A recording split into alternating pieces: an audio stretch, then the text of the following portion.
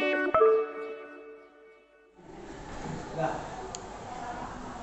Oke, assalamualaikum warahmatullahi wabarakatuh. Waalaikumsalam warahmatullahi wabarakatuh. Alhamdulillahirrahmanirrahim. Wassalatu wassalamu ala asyrofil mursalin. Amma ba'du. Mana buka kelasnya? Ini, silakan dipersiapkan dulu. Ya, itu. Siapkan ayo. Berdoa. Berdoa belajar. Silakan. Mulai.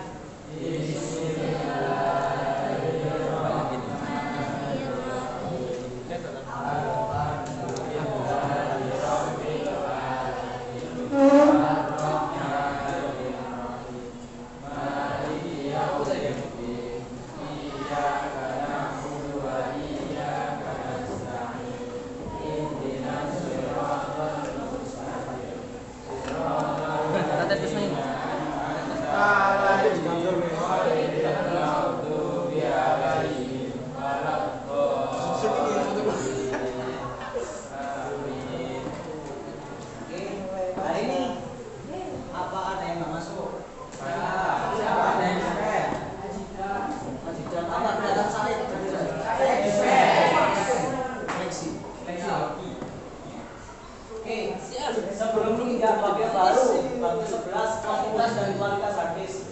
Masih ingat kemarin bahas tentang apa? Bab 10. Fungsi hadis pada Al-Quran kita berapa? 3. 3 apa?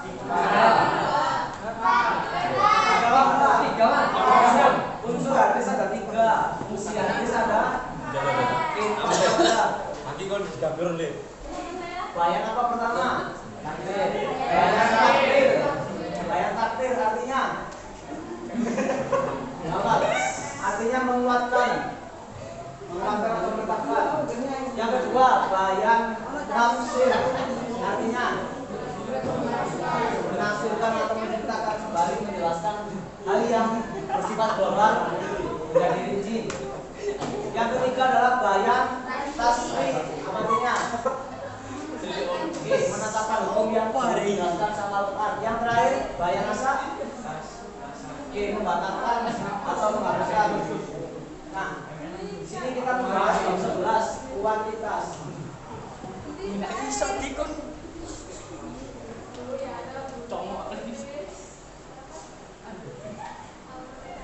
Kuantitas. Apa drama?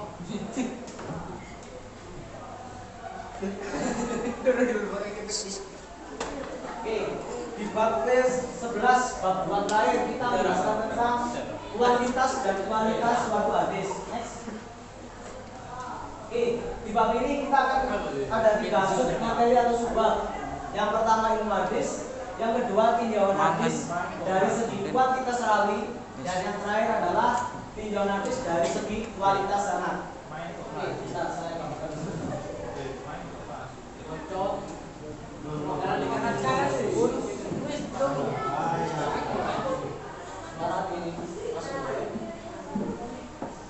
Oke, yang pertama ilmu hadis.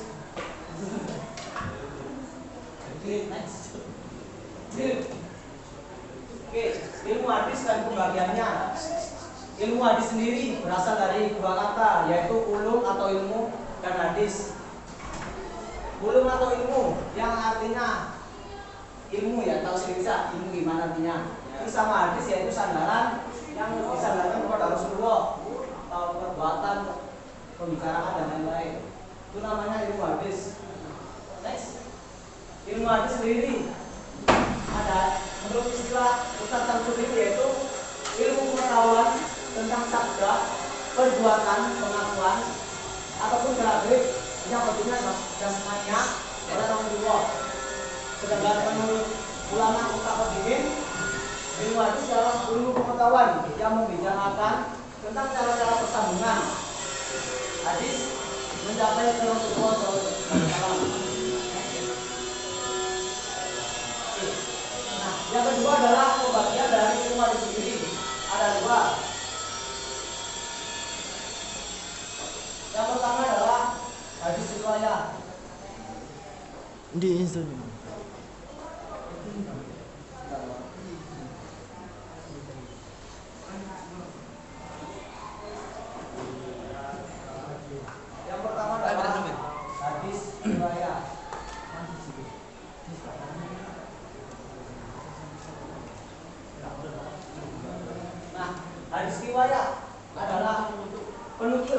hadis atau penukilan itu periwayatan atau pemeliharaan dan pendewanan apa-apa yang disandarkan kepada Rasulullah, baik berupa perkataan, perbuatan, ikrar atau ketetapan maupun yang lainnya.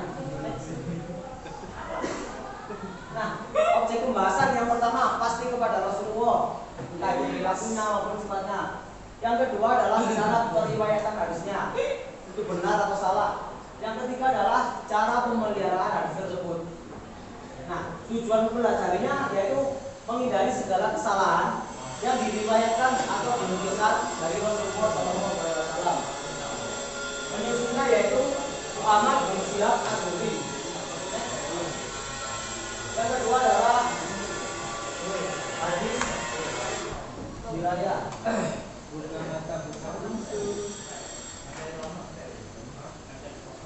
Hadis diraya atau ilmu mustalah hadis, yaitu ilmu yang mengetahui sanad, perjalanan atau posisi yaitu makan, cara menerima dan meriwayatkan hadis, serta sifat-sifat para perawi hadis. Yang tadi pertama, objeknya tentang sifat-sifat Nabi. Yang di ilmu diraya ini segi persambungan antara satu sanad sama yang lainnya, serta kepercayaan kepada sanad tersebut, keselamatan dan kejanggalan atau syad, keselamatan ataupun cacatnya hadis yang dinamakan ilat, dan tinggi rendahnya martabat suatu sanad. Nah, apa sih tujuannya mempelajari ilmu hadis diraya ini? Yaitu yang pertama, mengetahui derajat keabsahan hadis sebagai dasar hukum agama. Yang kedua, mengetahui seluk-beluk para perawi. Jadi bukan hanya isinya yang dibangun oleh perawi, jadi kita tahu perawi ini asalnya dari mana, lahir kapan, sifatnya gimana. Itu dipelajari di hadis riwayat. Next. Nah, dari sini ada yang ditanyakan? Ada. Yang kedua, sebelum. Yang kedua tujuan hadis.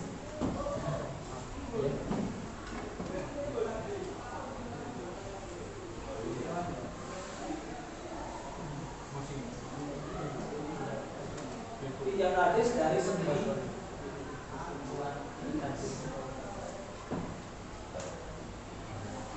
kuantitas.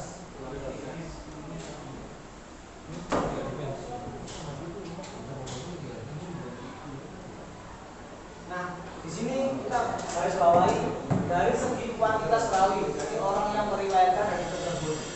Dibaginya menjadi dua. Next. Yang pertama adalah hadis mutawatir.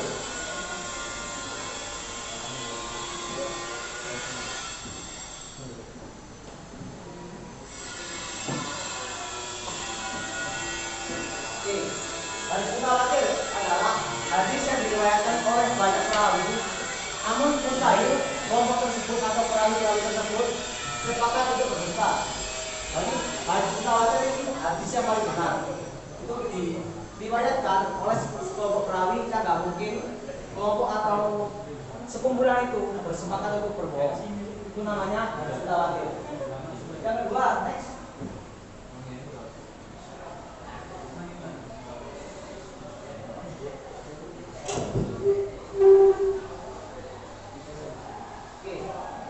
Syarat untuk menentukan hadis mutawatir yang pertama adalah tangkapan dari panca indera. Jadi pertama sebelum isi hadis atau matan hadis pasti ada kalimat saya telah mendengar dari, saya telah melihat dari, pasti ada itu, saya telah merasakan. Jadi nggak mungkin teman-teman langsung saya berbicara begini, saya telah mendengar. Kamu mendengar dari siapa? Mendengar dari ini. Jadi untuk tahu perawi dari yang awal sahabat Nabi sampai dibukukan itu tahu dari siapa. Nah, syarat yang kedua, jumlah rawi-rawinya harus mencapai suatu ketentuan yang tidak memungkinkan mereka bersepakat berdusta. Jadi nggak cuma 1 sampai 3 rawi, bisa kumpulan para perawi yang nggak mungkin golongan tadi berdusta. Nah, ada tiga orang yang mensepakati dan pendapatnya berbeda-beda tentang syarat untuk menentukan hadis mutawatir. Yang pertama adalah Abu Thayyib. Nah, Abu Thayyib ini bilang kalau perawi itu cukup 4 orang aja. 4 orang ini disandarkan kepada 4 saksi ketika orang mau dijatuhi hukum. Nah, kalau diuas ataupun dihukum itu membutuhkan 4 orang saksi. Nah, hadis ini 4 orang itu dibahasnya seperti itu. Kalau yang kedua, ashabul ashab ini minimal 5 orang. Nah, 5 orang ini dikiaskan atau diibaratkan seperti Nabi dan Rasul yang mendapatkan gelar ulul asmi. Ada yang tahu siapa saja nabinya? Yang bergelar ulul asmi. Nabi Muhammad, Nabi Isa, Musa, sama Ibrahim, Musa.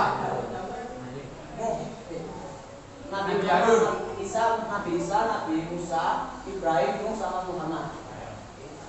Itu namanya Nabi ulul asmi. Nabi atau Rasul yang bahkan gelar ulul asmi. Nah, yang terakhir, sebagian ulama menetapkan minimal 20 orang. Di sini ulama tersebut menetapkan 20 orang itu dikiaskan atau diibaratkan dari peperangan. Dulu umat muslim membawa 20 pasukan melawan 200 orang-orang kafir dan kita menang orang muslim. Jadi cukup 20 orang perawi untuk menyelesaikan sebuah hadis. Oke, next. Nah, hadis mutawatir sendiri ada dibagi lagi.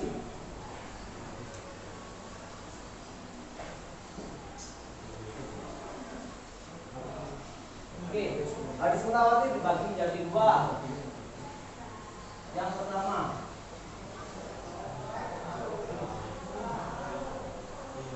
hadis mutawatir lazim. Nah, hadis mutawatir lazim adalah hadis yang diriwayatkan oleh banyak perawi dengan redaksi lafal dan makna dan dari redaksi yang sama. Jadi kita garis bawah ya, dengan redaksi lafal dan makna dan redaksi lafalnya sama. Jadi lafalnya sama dan intinya sama. Itu namanya hadis mutawatir lazim. Contohnya itu. Berarti kalau lafalnya sama, isinya sama oleh beberapa perawi itu namanya hadis mutawatir lazim. Next.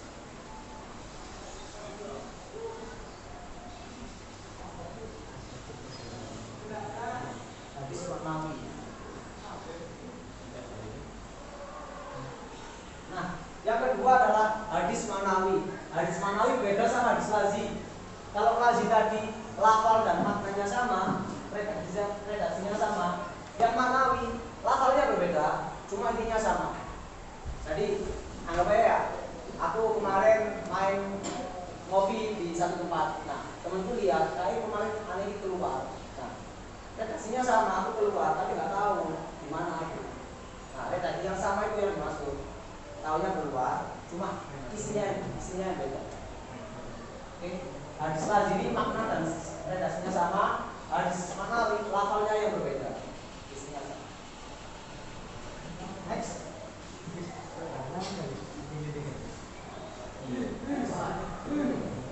Oke, yang kedua adalah hadis ahad.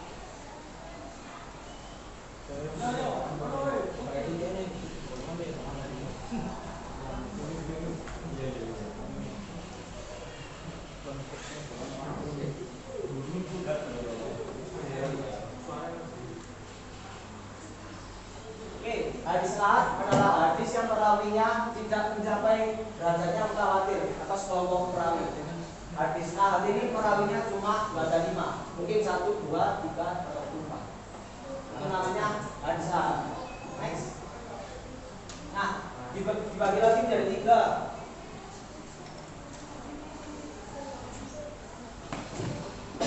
Ini materinya lumayan banyak, jadi silakan kalian mau minta ya silakan.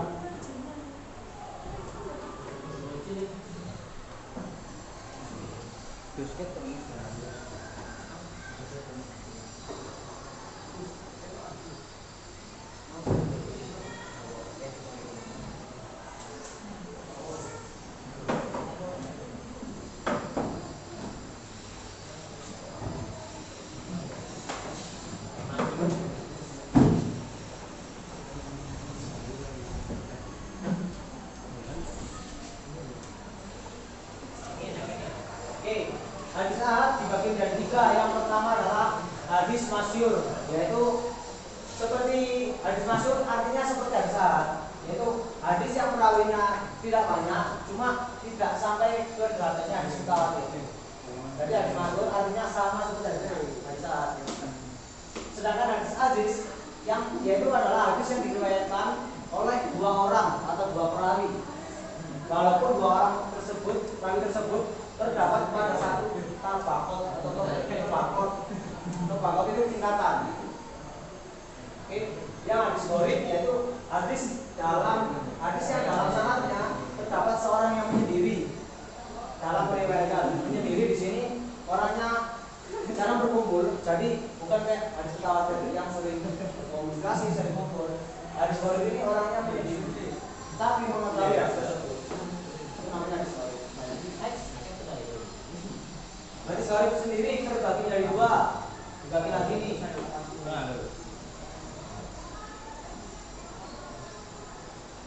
Gharib mutlak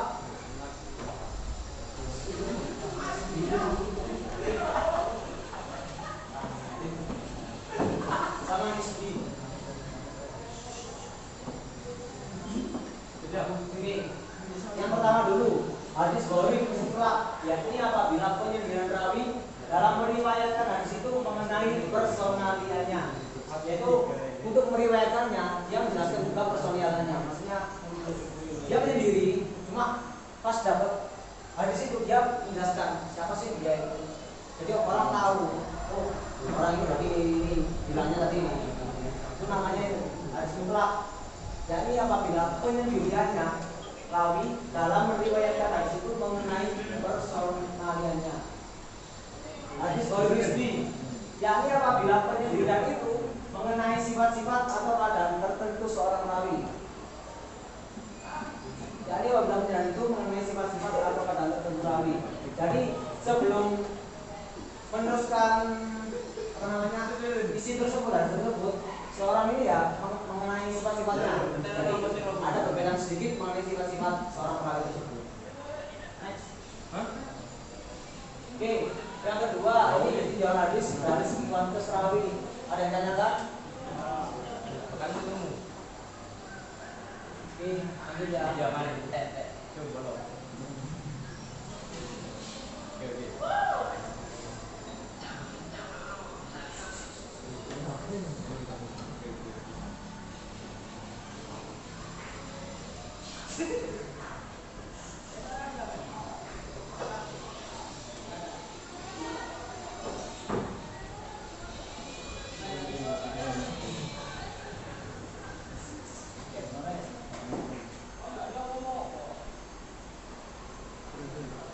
Oke. Yang terakhir, tinjauan hadis dari segi kualitas sanad. Kita garis bawahi ya kualitas sanad. Next. Oke, pengertian hadis sahih. Berarti tinjauan hadis dari segi kualitas sanad atau kualitas jalannya hadis ada tiga, yang sahih, yang hasan, sama yang dhaif. Kita bagi dulu yang sahih.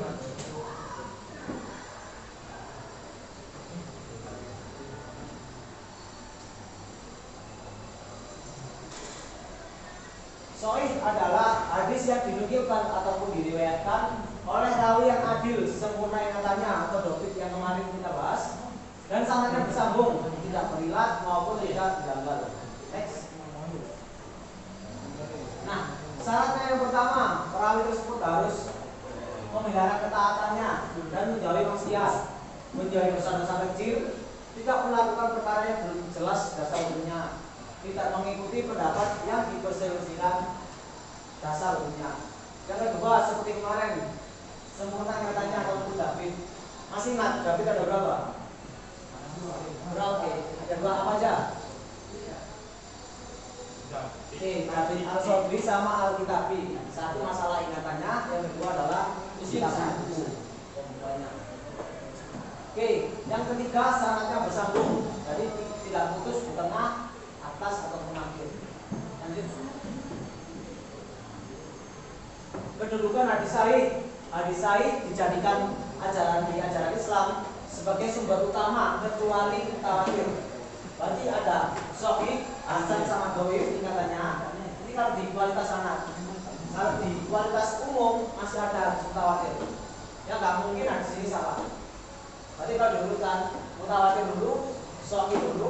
hasan baru dhaif. Tinggal dilihat dari seginya segi apa.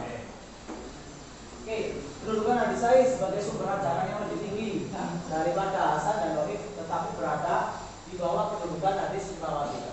Next.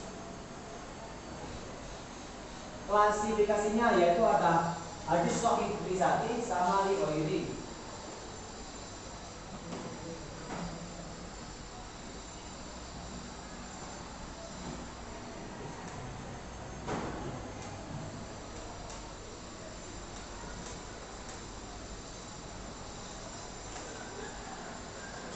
Oke, yang pertama li dzati merupakan hadis yang diriwayatkan oleh perawi seperti pada syarat-syarat adil sempurna ingatan seperti yang kita sahih.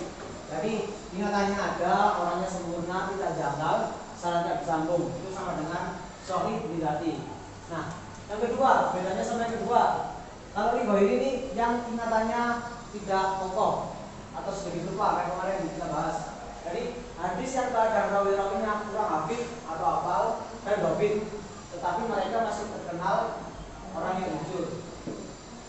Oke, itu namanya li ghairi. Kalau yang sahih li dzati tadi yang sempurna lah orangnya, ingat, jujur dan lain-lain. Kalau li ghairi satu tingkat di bawahnya li dzati.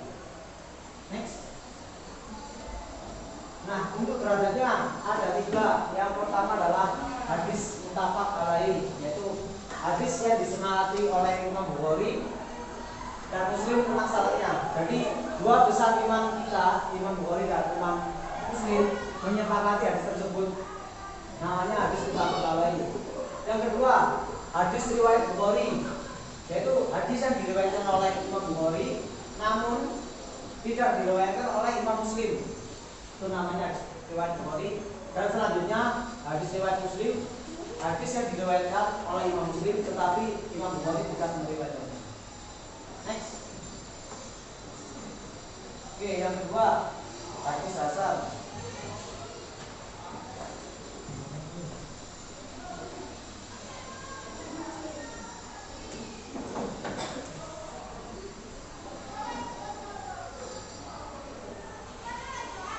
Oke, hadis hasan adalah hadis yang dinukilkan oleh seorang yang adil tapi tak begitu kokoh ingatannya, seperti di ghairi, tapi diklasifikasikan sendiri.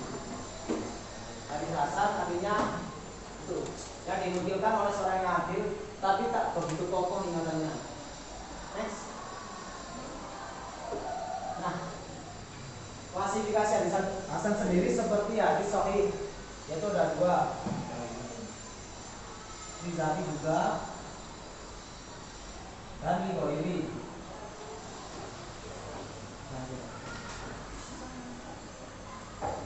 Kalau yang li dzati seperti yang di atas, jadi masih kokoh ikatannya walaupun sedikit. Sedangkan yang li ghairi adalah hadis dhaif yang rawinya buruk hafalannya, tidak dikenal identitasnya dan menyembunyikan cacat. Ini paling dulu lah di antara klasifikasi yang lainnya. Ghairi yang asal. Next. Oke, yang terakhir.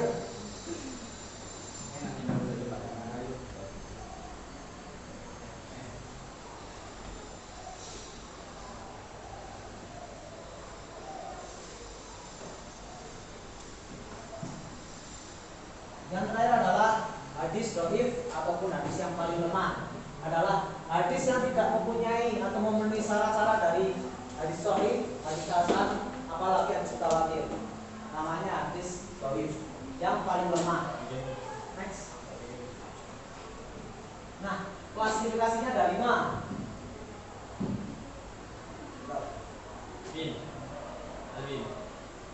Yang pertama adalah maudhu.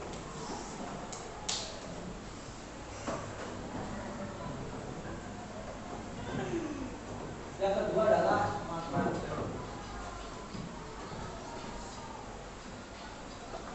Ini kita jelaskan satu persatu.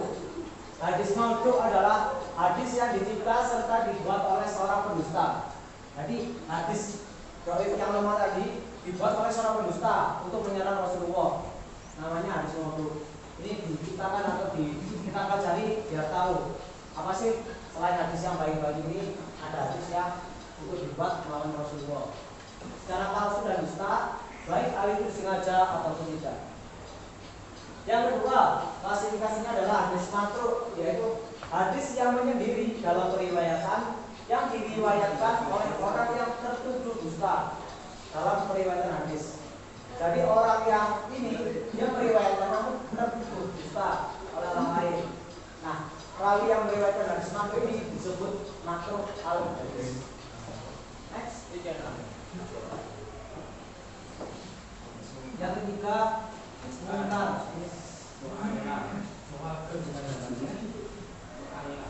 Hadis mungkar adalah hadis yang menyendiri dalam periwayatan, yakni diriwayatkan oleh orang yang banyak kesalahannya, banyak kelengahan atau jelas kefasikannya yang bukan karena dusta.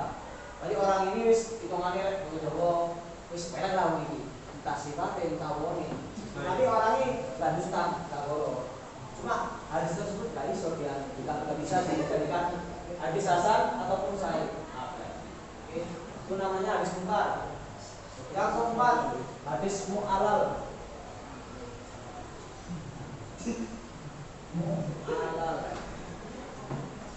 Oke, hadis mu'alal adalah hadis yang setelah diadakan penelitian ataupun penyelidikan tanpa adanya salah sangka dari rawinya. Jadi di sini ya aku bilang A, terus sampai sekarang sebutan itu masih ada. Nah, di tahun sekarang diteliti bener gak di sini bisa dibilang hadis yang lain, hadis yang lain berarti salah. Itu namanya hadis mu'alal. Hadis itu terbukti salah ketika dilakukan penyelidikan ataupun penelitian. Nah, hadis yang mutawati yaitu hadis yang terputus atau memasukkan sebuah hadis pada suatu hadis yang lain yang semisal. Itu namanya hadis mu'alal. Yang terakhir, next. Hadis mudraj atau syafi'an.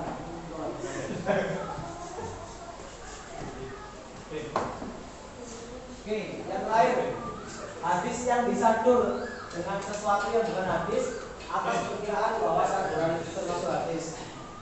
Nah, maksudnya saduran ini seperti obrolan ya, kita ngopi atau ngomong apa itu dibicarakan sebagai hadis itu nggak bisa.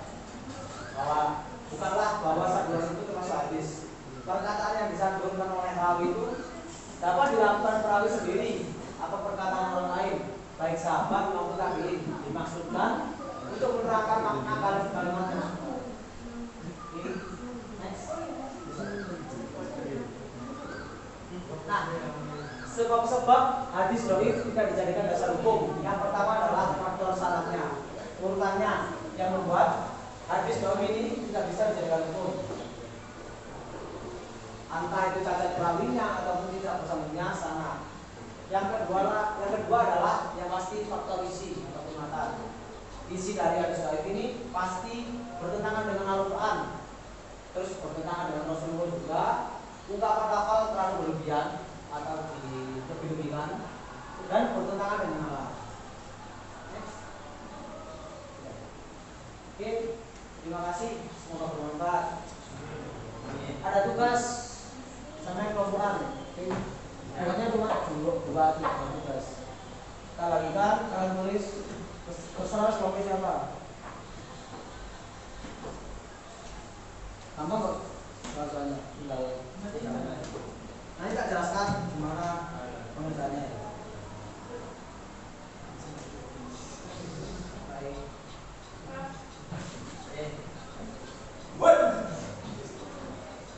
Kembali lagi ya, terserah sama siapa.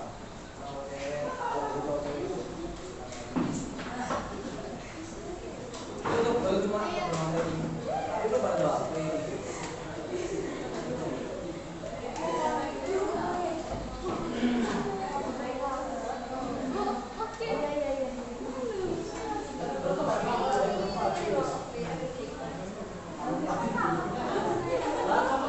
Satu kelompok 4 orang. Terserah sekarang. Iya.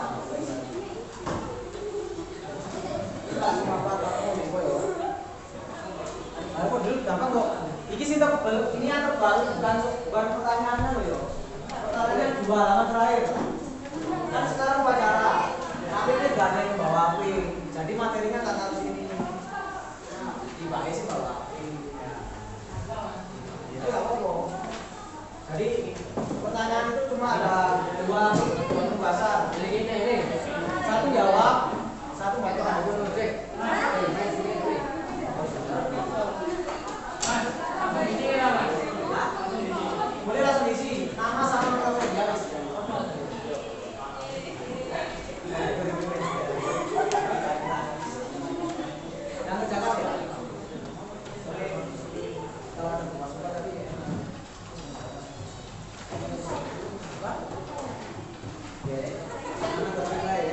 Ya meter teh paling benar lah yang ini.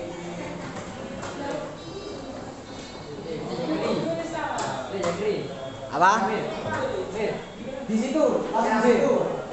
Berarti kamu petakan supaya aku, tapi lagi sudah kamu kayak itu langsung banget ya. Berarti, oke. Ini ada, lap dulu deh.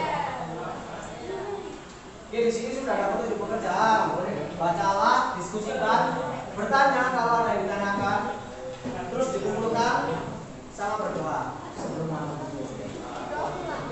Ini tadi, kalau lihat di sebelah depan, tapi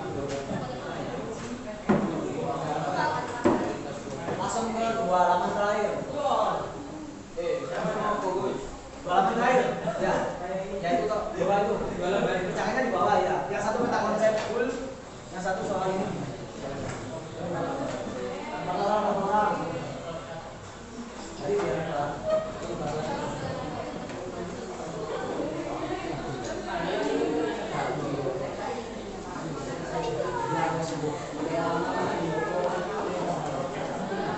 aku sudah ngasih gambarannya ya, gambaran sedikitnya kayak gini.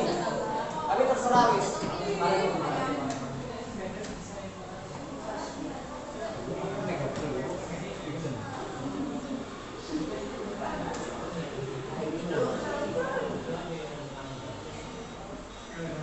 Sudah tak kasih gambaran kasari di depan, tinggal kalian kasih apa mah?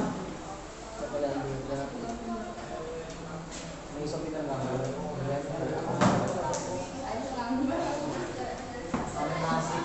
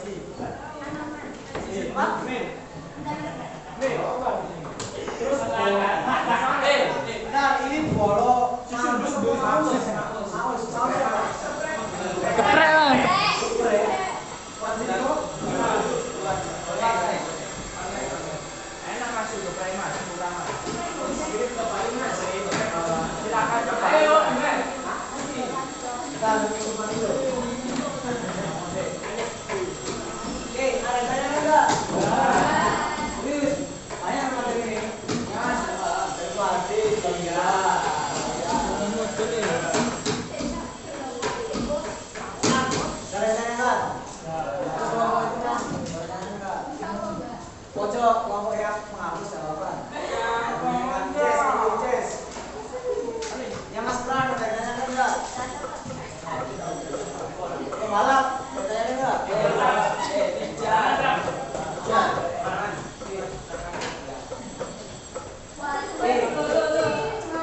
Kalau mau tanyakan ini